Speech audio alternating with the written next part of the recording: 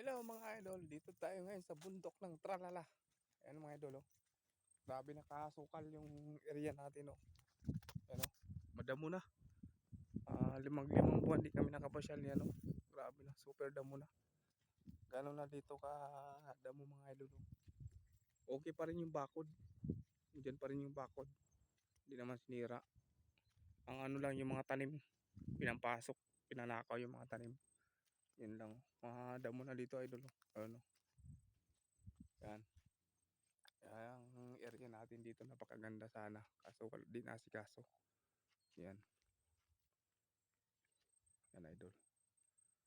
Yan lang po. Tayo sa atin farm. Grabe nakadamo. 4 months na di kami nakakapasyal dito idol. Ganun na siya kadamo.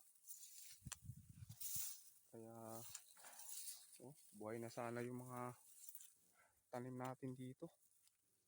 Kaso sobrang damo na talaga. Sobrang damo na mga idol.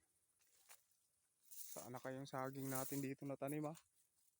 Wala na yung saging. Wala na yung saging, pinambunot na. Wala na yung saging, pinambunot na.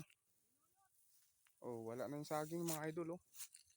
Yung tanim nating saging binunot na. Wala na. Wala na.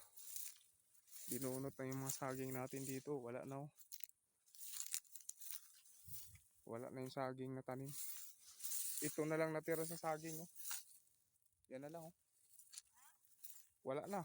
Binunot na. Binunot na yung mga saging, wala na. Ayun, oh. Pinambunot yung ano, may mga bunot dito. Ayun na ito, oh. Pinambunot yung saging. Wala na. Ito na lang natira, oh, yan, oh.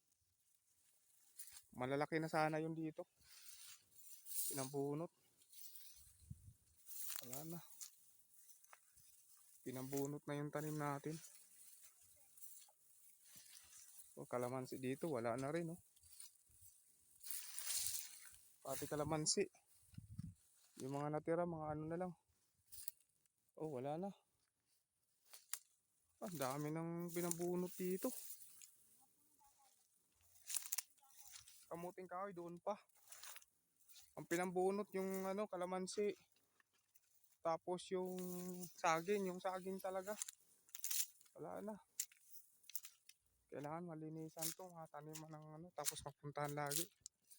Ayan, oh, buhay pa yung, buti dito pa yung ano, langka. Wala, binunot yung